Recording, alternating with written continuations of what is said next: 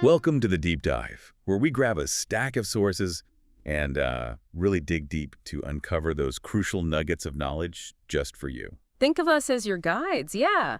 Cutting through all the noise to give you the essential insights, maybe some surprising facts you need to be, well, truly informed. And today, this deep dive is definitely custom built for our community, for you listening to the Cash Flow Circle. We know you're all about learning, doing, making those smart decisions to build wealth, whether you're just starting or maybe scaling up. And for many of you, the BondRentalProp YouTube channel is kind of home base, right? Exactly. So our source material for this one comes from Robert Rolih's book, The $1 Million Decision, Get Out of the Rigged Game of Investing. Whew, it's quite a title. And add $1 million to your net worth. It is a bold title. And he doesn't pull any punches, does he? Right from the get-go. No, not at all. He kicks it off saying you could, lose over $1 million simply by trusting most investing experts. Yeah, and he shares his own story, a pretty tough one, losing quite a bit of money because he relied on financial advisors, wealth managers, the usual suspects. So this book, these pages we're kind of dissecting here, it's his way of trying to help you avoid those same painful mistakes he made. Right. So for our dive today, especially for the Cash Flow Circle, we've got 3 key questions we want to tackle. Okay. First, who among you listening right now really stands to benefit most from this book's core message? Your question. Second, what are the absolute key lessons we can pull from these pages? And third. Maybe the most important one. What questions should you be asking yourselves right now to take these insights and actually apply them to your own financial path? Okay, let's dive in then. Yeah. The author starts with this, frankly, kind of alarming idea that the whole financial industry has basically rigged the game. Yep. Cunningly rigged it. Right, rigged it so effectively that most investors, this is according to the book, mind you, most investors are silently losing something like 50 to 70% of their potential gains over time. 50 to 70%, that's huge. How does he say they manage that? What makes it rigged? Well, he breaks it down. He calls them the 6 dark forces of investing. And knowing these, it's like suddenly you can see the hidden tripwires on the field. Should we walk through them? Yeah, definitely. Lay them on us. Dark force number 1. Okay, first up, the commission camouflage effect. This is all about fees, those little annual charges, expense ratios, TER, annual operating charges, whatever name they use. Yeah, they always look tiny, like 1%, 2%. Exactly, seems tiny. But the book shows how the dark side of compounding works against you here. Over decades, those tiny percentages, they just compound and compound. Eating away at your returns. Massively. Eating up potentially hundreds of thousands, maybe even millions of your investment gains. He puts it really bluntly, says, sometimes the odds in Vegas actually look better than Wall Street once you factor in those long-term fees. Wow. Okay, so that little number on the statement is actually a hidden wealth killer. Got it.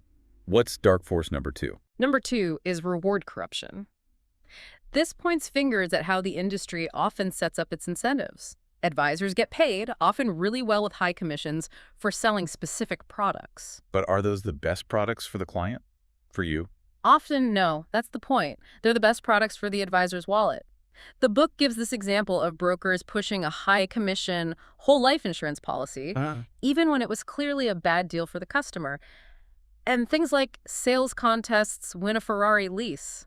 They just make this conflict of interest even worse. So their bonus depends on selling us something that makes them money, not necessarily what helps us the most. Yeah. It's a huge misalignment. Okay. Dark Force 3. Something about the people involved. Yeah. Too many bad guys, crooks, and clueless people. He sort of puts them into 3 buckets. Okay. First, the bad guys. These are the folks who knowingly create or push products they know are bad or give harmful advice just for profit. There's an anecdote about a sales manager telling his team to push some high-fee thing he'd never buy himself. Oof. Then you've got the crooks. Pretty straightforward. These are the fraudsters running Ponzi schemes, that kind of thing. The big red flag. If someone guarantees really high returns, like 15%, 20% a year. If it sounds too good to be true. It absolutely is. The money isn't being invested. It's just flowing from new people to the top guys. Right. But then there's the third group, and he estimates this is the biggest, maybe 85% of the industry. The clueless. Clueless? You mean they don't know what they're doing? Well, it's more that they're often well-meaning salespeople or advisors who just don't fully grasp the the true long-term costs or the negative implications of the products they sell. They've only been taught the good stuff, the sales pitch. They're operating inside those reward systems set up by the bad guys. So it's not necessarily malice, but ignorance driven by the system. Exactly. But the end result for you, the investor, can be just as damaging. That's actually quite scary, that most people giving advice might not fully get the downside of what they're recommending. Okay, fourth dark force. Number 4, fortune-telling gurus. This is all about relying on those experts making predictions, where the stock market's going, or gold, or crypto, whatever's hot. Yeah, you see them everywhere. But the book cites studies showing their accuracy is often no better than, like, flipping a coin, sometimes much worse. One expert study I think he mentions got it right only about 20% of the time. 20%. You do better guessing randomly. Pretty much. So relying on them gives you this false sense of security. It's basically fortune-telling dressed up as investing. And the media. They tend to forget all the times these gurus were wrong. We only hear about the one lucky call, not the 99 misses. Okay. Dark force number 5. The wrong ROI calculation. This one's interesting. It says many investors just completely forget to value their own time spent on investing stuff, research, trading, managing portfolios. Okay. How does that work? Well, the book gives this really powerful example of a short-term trader. He thought he made a 20% return. Yeah. Decent, right? But when you actually calculated the value of the hours he poured into it, his real return was, wait for it, minus 36%. Minus 36%. Wow. Yeah. Just by factoring in his time. Yeah. Not accounting for your time cost, the book argues, is this massive hidden mistake. That really shifts the perspective. Okay, and the last one. The 6th dark force. The lure of the shiny next big thing. We're all drawn to those incredible stories, right? Like someone put $100 into Bitcoin in 2011 and now it's worth $200,000. Or Apple stock turning 1K into $1 million. Yeah, those stories are compelling. And the book says, look, those stories are 100% true, but they're misleading. It's survivorship bias. Meaning we only hear about the winners. Exactly. You see the one that made it big, but you completely ignore the hundreds, maybe thousands of other companies or cryptos or whatever that just failed, went to zero. Right. So trying to chase that next big thing just makes people underestimate the real risks and, more often than not, lose money, usually after the big gains have already happened. Okay, so those are the 6 forces. So for you in the cash flow circle, really think about this. The book is asking, look at those forces, hidden fees, advisors maybe not aligned with you, cluelessness, bad predictions, ignoring your time's value, chasing lottery tickets, essentially. Are any of these forces sneakily impacting your decisions right now? Or the investments you hold? Do you really know the fees, the real return on your time? Yeah, it's a lot to chew on, but then the book pivots to something constructive, what it calls the financial success formula. And it's surprisingly simple. It argues that getting wealthy isn't about some complex secret, but about making just a couple of key wise decisions based on the right philosophy. And the core of that philosophy is distinguishing between 2 totally different activities. Precisely. Money-making versus investing. Okay, define those as the book does. Money-making. This is where you actively put in your time, your skills, sometimes your capital, to generate income. So your job, your business, maybe even active trading falls here. And here the book says you should be aggressive. Take calculated risks. Okay, active effort for income. Got it. And Investing. investing. This is different. This is where you buy an asset, stocks, bonds, maybe real estate you don't actively manage, and then your money starts working for you, ideally passively. Minimal ongoing effort needed after the purchase. And here, the book stresses you need to be careful, defensive. So the formula is be aggressive in money-making, but be passive in investing. And the claim is most people get this completely wrong. Totally backward, yeah. They're often passive in money-making, maybe sticking to a safe job with slow growth, but then they try to be super aggressive in investing through speculation, like day trading, which ironically is really a time-intensive money-making activity anyway. Right, right. And why is focusing on increasing income through money-making so critical, especially when you're starting out? Because, look, it's just incredibly hard to get rich purely through investing if you're starting with small amounts. Trying to force huge returns through speculation usually ends badly, leads to losses. But if you focus on increasing your income, and this is key, and saving a significant chunk of that increase, suddenly you have much larger sums to invest passively. The book lays out the impact pretty starkly. Yeah, those numbers were eye-opening. Right. Investing $3,000 a year at 10% takes 36 years to hit $1 million. Long time. But invest $10,000 a year, that cuts it down to 25 years. Invest $30,000 a year, now it's 15 years. Getting better. And if you can manage to invest $100,000 a year, you could potentially reach $1 million in just 6.5 years. That dramatically shows the power of increasing the amount you can invest. The book also highlights business skills as powerful money-making tools, right? Since most millionaires made it through business. Absolutely, but it adds a crucial caution, even for successful business owners. Don't put all your eggs in that one business basket. Why not? Yeah. If the business is doing great. Because it's still risky. Diversifying some profits into passive investments adds a layer of financial security. The book tells a story, I think, of a business owner who lost everything after an accident because his entire net worth was tied up in the business. He hadn't built that separate passive foundation. It's about balancing that entrepreneurial drive with smart investment prudence. Finding that balance. The book apparently contrasts Warren Buffett's extreme frugality with Mike Tyson's spending habit. Yeah, the extremes. To make a point, it recommends a middle ground. Earn a lot, yes. Save a lot, invest a lot, but also, enjoy your life along the way. Makes sense. So for you, the learners and doers in the Cash Flow Circle community, here's the reflection point. Where's most of your financial energy actually going right now? Are you primarily focused on aggressively growing your income through money-making activities? Or are you spending a lot of time and mental energy trying to squeeze out extra returns with complicated or time-consuming investing strategies? How might shifting that focus, based on this formula, change your wealth-building timeline? And that leads right into the next really critical piece the book hammers home. Before you even think about investing for returns, the attack, he calls it, you absolutely must build your financial defense. Defense first. Non-negotiable. Totally foundational. Look, life is uncertain. Bad things happen. Job loss, accidents, illness. They're part of the deal. You can't eliminate all risk, but you can and should build defenses against the most common and damaging financial blows. He links this back to Maslow's hierarchy, right? Safety needs. Exactly. Right after basic survival comes safety. And in today's world, financially, that means being prepared for losing your income source, facing catastrophic medical bills, getting sued after an accident, stuff like that. So how do you build this defense? The book introduces something called the ARMOR formula for financial safety, and the primary shield in this armor, insurance.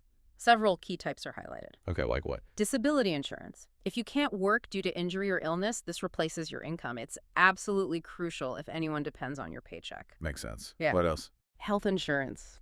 Obvious, maybe. But the book points out some alarming stats. I think it's 75% of people in one study who went bankrupt due to medical bills had health insurance. 75% had insurance and still went bankrupt. Wow. Really? Yeah, because the coverage wasn't enough. High deductibles, max out-of-pockets. So having adequate coverage is key. Really check those details. Okay. Adequate health coverage. Then? Car insurance. It's required by law, sure, but many people are dangerously underinsured, especially for liability if they cause a serious accident. Upping your liability limits and adding uninsured, underinsured motorist coverage is often surprisingly inexpensive and can save you from financial ruin. Good tip. What about life insurance? Life insurance, yes. The book strongly recommends term life insurance. That covers you for a specific period, say 20 or 30 years, while your kids are growing up or you have a mortgage. The goal should be coverage of at least 10 times your annual income. And definitely buy it when you're younger and healthier. It's much cheaper. 10 times income, term What? life. Got it. And there was huge warning here too, wasn't there? Oh, yeah. A massive one. Never combine investments and insurance. Say that again. That seems important. Never. Combine investments and insurance. The book calls those bundled products like whole life or universal life policies, often sold as investments, the greatest weapon of financial self-destruction. Strong words. Why so bad? Because they are loaded with enormous hidden fees and commissions. The author shares his own story. He lost 42% of his investment in one of these policies over 5 years, and the market actually went up during that time. Lost 42% while the market rose. How? Fees, commissions, they're structured mathematically to benefit the insurance company and the salesperson way, way more than you, the policyholder. It's just a bad deal if your goal is investment growth. Okay, so keep insurance purely for protection, investments purely for growth. Separate buckets. Exactly. The book also mentions you can often negotiate insurance premiums, ask for discounts, get quotes from competitors first to anchor the negotiation, bundle policies, but always, always read the fine print for exclusions and waiting periods. Right. And there was one other defensive asset mentioned. Something less conventional. Yes. physical gold. But importantly, it's discussed not as an investment you expect to grow significantly, but purely as a form of defense against really extreme, highly unlikely, but possible black swan type crises. Like what kind of crises? Things like total currency collapse, hyperinflation where paper money becomes worthless, maybe even widespread war or societal breakdown where bartering becomes necessary. Gold has historically held value in those extreme scenarios when paper assets failed. So it's like ultimate disaster insurance. Kind of, yeah. A hedge against extreme tail risk. He uses this funny little sci-fi story about gold-eating pandas to illustrate just how scarce it really is, why it has that historical value. But again, the emphasis is it's defense, not offense, investment growth. Okay, so for everyone in the cash flow circle listening, pause and ask yourself honestly, have you built your financial defense first? Do you have adequate insurance coverage, disability, health, liability, term life, if needed, before you started focusing heavily on accumulating investment assets?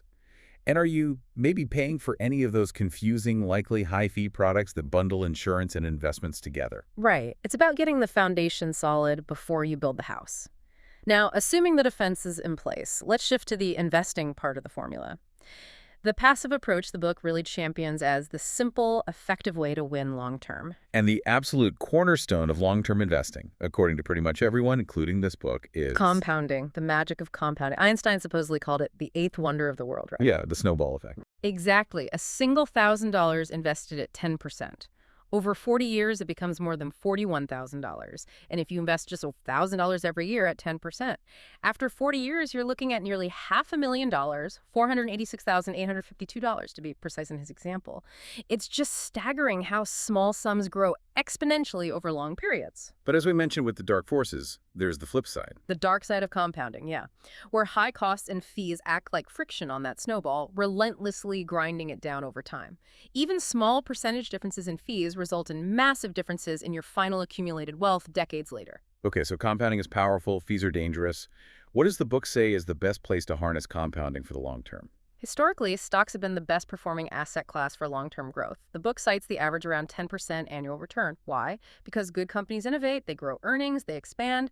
That drives stock prices up over time. But, and this is a big but in the book, right? Trying to pick the winning stocks or paying someone else in an actively managed mutual fund to pick them for you, that usually doesn't work out so well. No, the data is pretty clear on this, and the book highlights it. Professional stock pickers, on average, actually underperform the overall market index. One study mentioned showed them lagging by about 1.3% annually.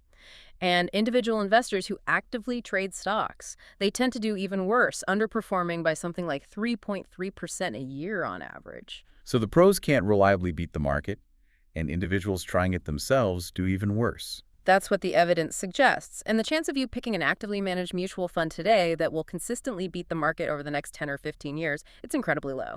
Maybe 1 in 100, the book suggests. Okay, so if active picking doesn't work, what's the alternative? What's the book's core recommendation for long-term investing? Index funds. Simple, elegant, revolutionary, introduced by John Bogle back in 1975. Explain index funds in a nutshell. Okay, instead of trying to pick winning stocks, an index fund just buys all the stocks in a specific market index like the S&P 500, which represents 500 of the largest U.S. companies. Its goal isn't to beat the market, it's simply to match the market's return. And why is that better? The massive advantage: fees, costs. Because they don't need expensive teams of analysts and managers trying, and usually failing, to pick stocks, their operating costs. The expense ratio are dramatically lower than actively managed funds. And lower fees mean? Lower fees mean you keep much, much more of the market's return over the long haul. Remember the dark side of compounding. Well, low fees let the positive side of compounding work its magic for you. Makes sense.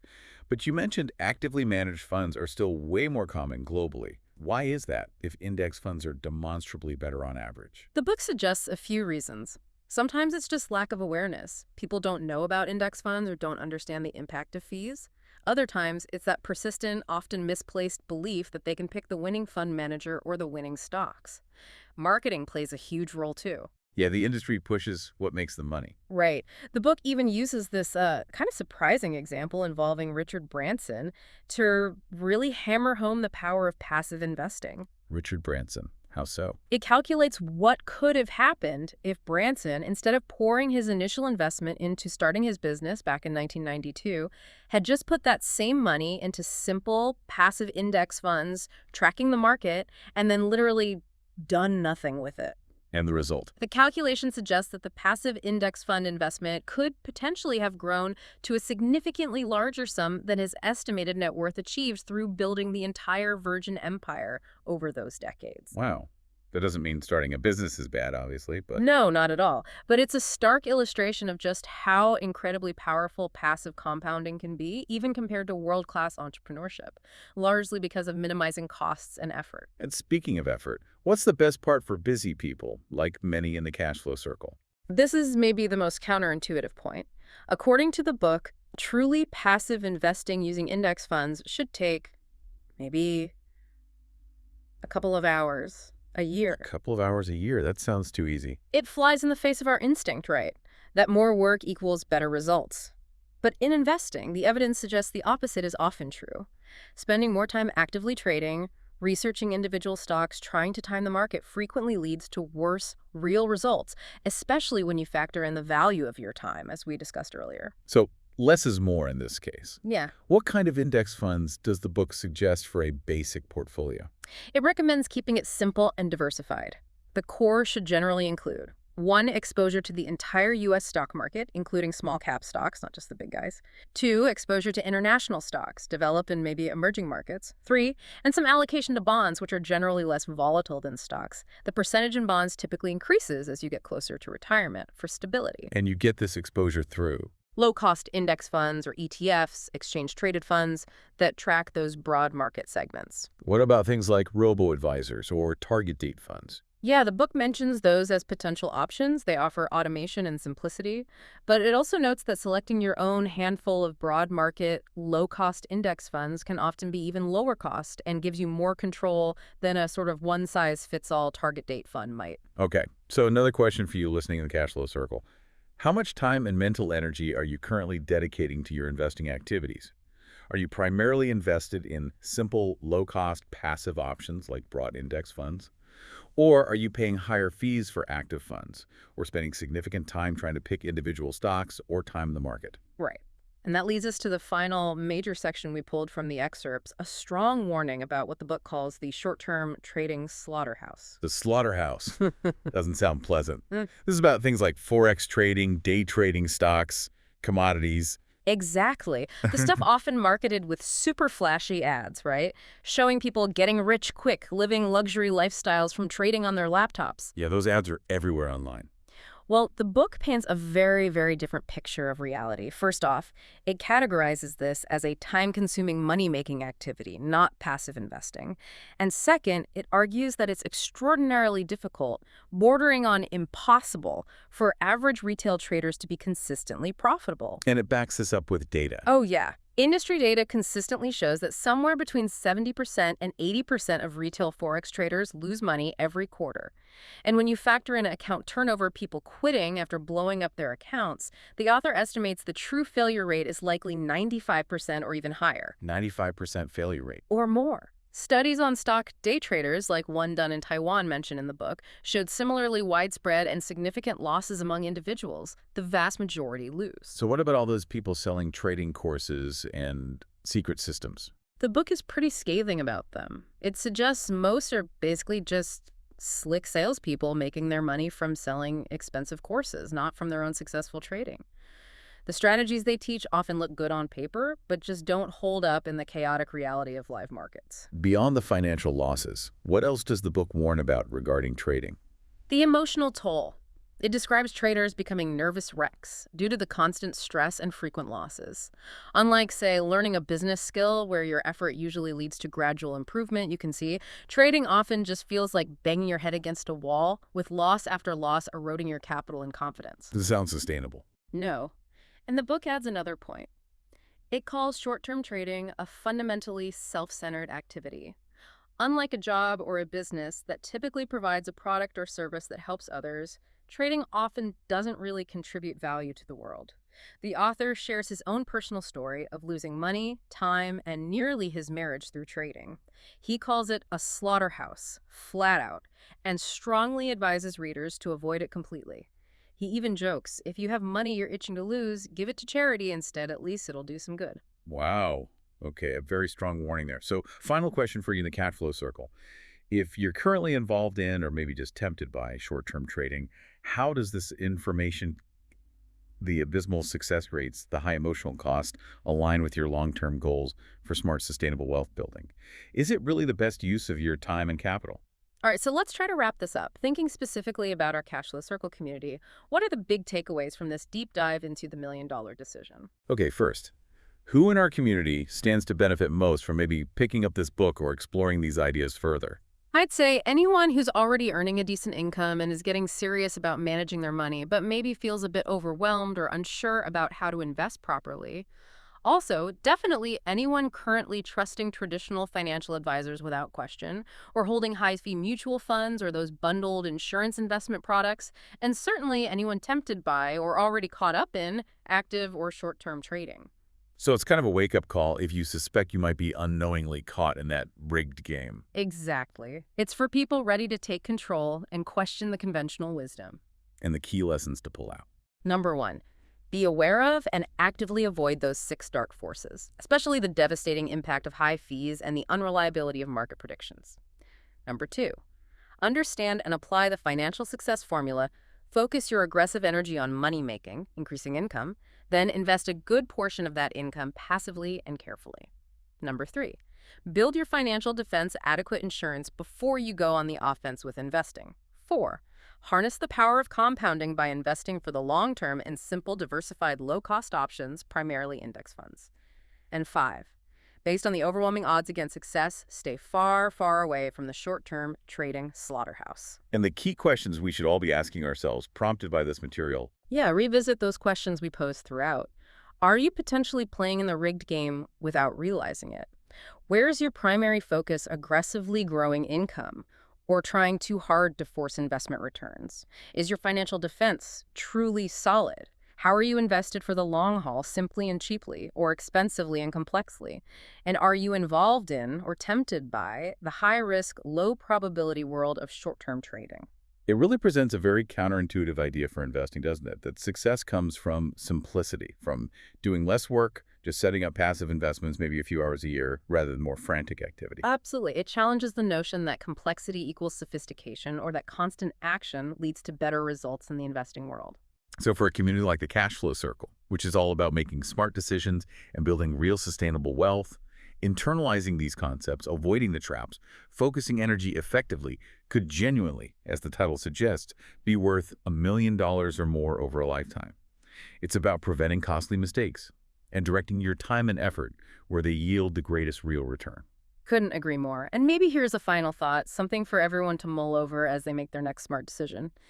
If simple, low-cost, passive index fund investing is statistically proven, decade after decade, to outperform the vast majority of highly paid professionals and active individual investors, why? Why do so many people still chase complexity? Why do they pay exorbitant fees? Why do they dedicate huge amounts of time and energy to high-effort, low-probability strategies like active trading? What does that phenomenon tell us about human psychology? Maybe our biases around effort needing to equal reward.